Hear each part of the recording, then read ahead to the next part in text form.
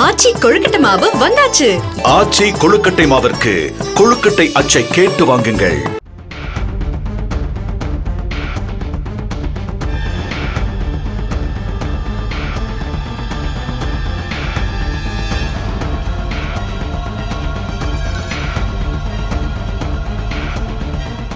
நாய்க்கடி பிரச்சனைதான் தற்போது தேசிய அளவில் வெறித்தனமான விவாத பொருளாகி உள்ளது. எங்கு பார்த்தாலும் குழந்தைகளையும் பெரியவர்களையும் நாய்கள் வெறிகொண்டு துரத்தி கடிப்பதும், குழந்தைகள் பெண்கள் அலறி துடித்து ஓடுவதும் போன்ற காட்சிகள் பதைப்பதைப்பை ஏற்படுத்தி வருகின்றன. இதையெல்லாம் தாண்டி நாய் கடித்து ராபிஸ் நோயால் பாதிக்கப்பட்டு சிகிச்சை பெறும்போது ஈரக்குலையையே நடுங்க வைக்கும் சித்திரவதைகளை அனுபவித்து உயிரிழக்கும் சம்பவங்களும் மிரள வைக்கின்றன. இந்த நிலையில் தெருநாய்கள் யாரையெல்லாம் கடிக்கும்? தெருநாய்கள் குழந்தைகளை அதிகமாக குறிவைப்பது ஏன்? நாய்கள் துரத்தினால் என்ன செய்ய வேண்டும்?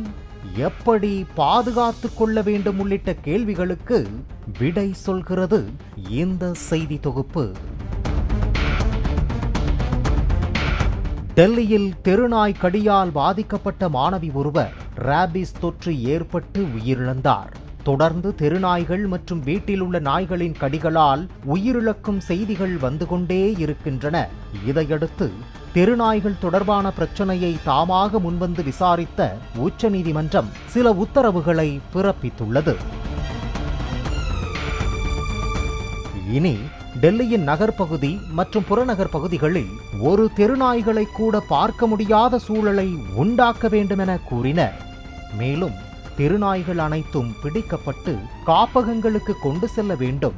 இந்த உத்தரவை மதிக்க தவறினால் அது நீதிமன்ற அவமதிப்பாக கருதப்படும் என நீதிபதிகள் எச்சரித்தனர். இது நாடு முழுவதும் ஆதரவாகவும் எதிராகவும் என விவாதத்தை கிளப்பியுள்ளது. அதேபோல சென்னை KK நகரில் கருணாகரன் என்பவரை துரத்தி நாய் கடித்ததில் அவர் பரிதாபமாக பலியானார்.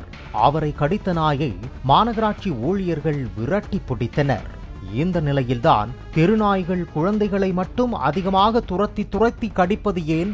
நாய்கள் துரத்தினால் என்ன செய்ய வேண்டும் என்பது குறித்து பல்வேறு தகவல்களை மருத்துவர்கள் சுட்டிக்காட்டுகின்றனர்.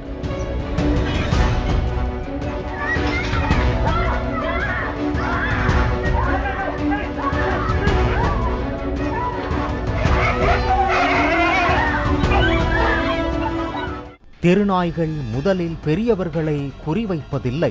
குழந்தைகள்தான் தெருநாய்களின் ஈஸியான டார்கெட்டாக உள்ளது. தெருநாய் பெரியவர்களை துரத்தும் போது அவர்கள் அதட்டலாக குரல் எழுப்பினாலோ அல்லது தாக்குவது போன்ற செயல்கள் செய்தாலோ உடனடியாக நாய்கள் பின்வாங்க ஆரம்பித்துவிடும்.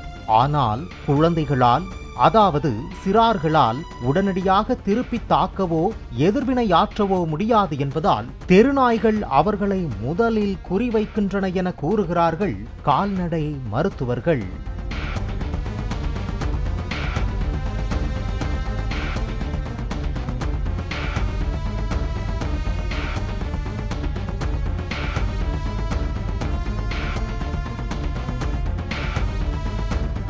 மேலும் வளர்ப்பு நாய்கள் மீது அதன் உரிமையாளர்கள் அன்பும் அக்கறையும் காட்டி அரவணைப்பார்கள்.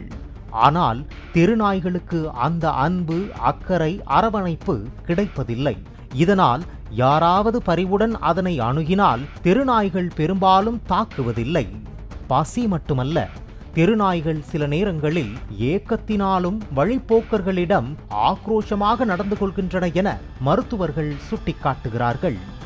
அதேபோல் பருவமழை, வெள்ளம் போன்ற பேரிடர் காலங்களிலும் தெருநாய்களுக்கு உணவு கிடைப்பது கடினம்.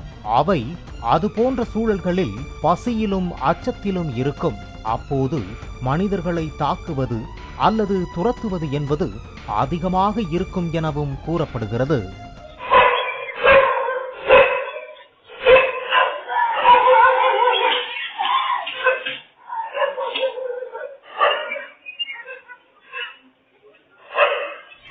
தெருநாய்களிடம் குழு மனப்பான்மை என்பது மிகவும் பொதுவாக இருக்கும். உணவு தேடுவது, உலாவுவது என அனைத்தையும் கும்பலாக மேற்கொள்ளும். எனவே தெருநாய்கள் தனியாக இருப்பதை விட குழுவாக இருக்கும் போது மனிதர்களிடம் கூடுதல் ஆக்ரோஷத்துடன் நடந்து கொள்ளும் என கூறப்படுகிறது. தெருநாய்களுக்கு பெரும்பாலும் நேர்மறையான அனுபவங்கள் இருப்பதில்லை. காரணம், சிறுவயதில் பெறக்கூடிய மோசமான அனுபவங்கள் அவற்றின் நடத்தையில் முக்கிய பங்கு வகிப்பதாக சொல்லப்படுகிறது. நாய்கள் வாகனங்களில் அடிபடுவது அல்லது மனிதர்களால் தாக்கப்படும் வாய்ப்புகள் அதிகம் இருப்பதால் வாகனங்களில் செல்வோரை துரத்துகிறது என கூறப்படுகிறது. உதாரணமாக, யாராவது ஒரு நாய் மீது கல்லெறிந்திருந்தால் அதை பார்த்த அதை அனுபவித்த நாய்கள் மனிதர்களிடம் ஆக்ரோஷமாக நடந்து கொள்ள ஆரம்பிக்கின்றன. ஒரு நாய் அல்லது குழுவில் இருக்கும் வேறு நாய் மீது வாகனம் மோதியிருந்தால் அந்த நாய்கள் வாகனங்களை கண்டால் துரத்தும். இப்படி அவற்றின் அனுபவங்களை பொறுத்து இது மாறும் என மருத்துவர்கள் சுட்டிக்காட்டுகிறார்கள்.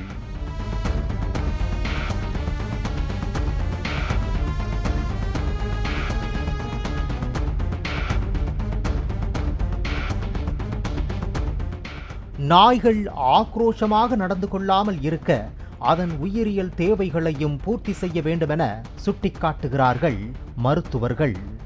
அதாவது உணவு, தண்ணீர், உறைவிடம், உடற்பயிற்சி மற்றும் இனப்பெருக்கம் ஆகியவை இதில் அடங்கும்.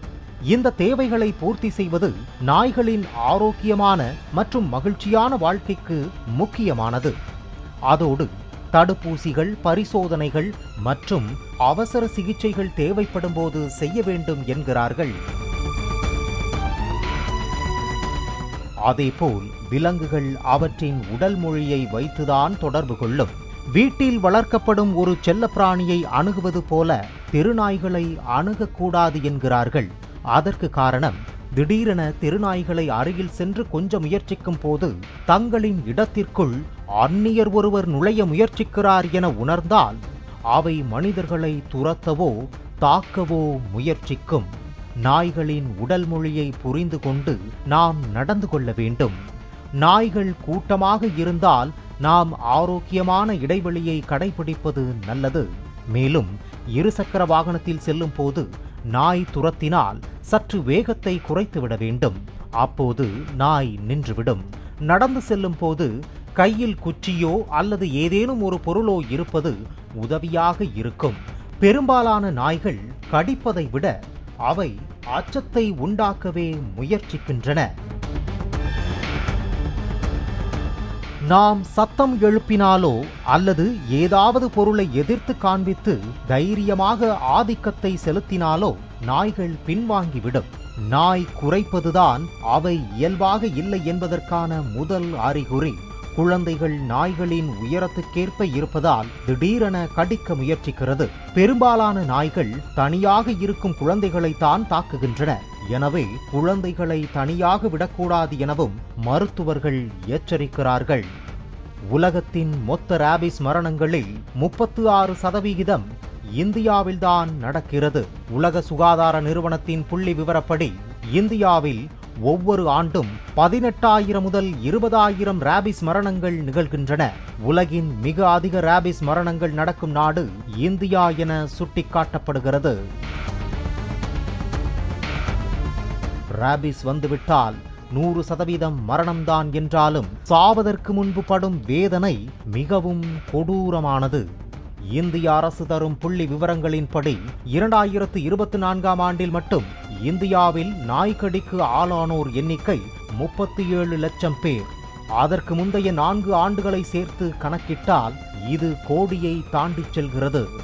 நாய்களுக்கு கருத்தடை செய்வது என்பது இனி சந்ததி பெருகாமல் தடுப்பதற்கான சரியான வழிதான். ஆனால் கருத்தடை செய்யப்பட்ட நாய்கள் வழிப்போக்கர்களை கடிக்காமல் தடுப்பதற்கு என்ன வழி என பலரும் கேள்வி எழுப்புகிறார்கள். ஆச்சி கொழுக்கட்டை மாவு வந்தாச்சு. ஆச்சி கொழுக்கட்டை மாவிற்கு கொழுக்கட்டை அச்சை கேட்டு வாங்குங்கள். பிளே ஸ்டோர் மற்றும் ஆப் ஸ்டோரில் இருந்து பாலிமர் செயலியை QR கோடு மூலம் பதிவிறக்கம் செய்யுங்கள். செய்திகளை உடனுக்குடன் பெறுங்கள்.